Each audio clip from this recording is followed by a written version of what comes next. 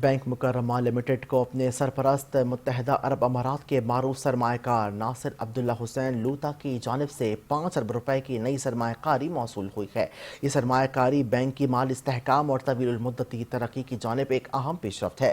Bank مکرمہ limited کو متحدہ عرب امارات کے معروف سرمایہ کار اور بینک کے سرپرست ناصر عبداللہ حسین لوطا کی جانب سے 5 ارب روپے کی نئی سرمایہ کاری موصول ہوئی۔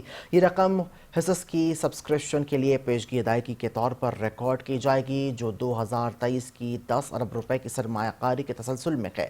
اس کے ساتھ ہی بینک بورڈ نے کراچی کے کلینن ٹاور کی 12 ارب روپے میں فروخت کی منظوری بھی دے دی ہے، جبکہ 13 ارب روپے سے زائد کے پرانے قرضوں کی وصولی کا عمل بھی مکمل ہونے کے قریب ہے۔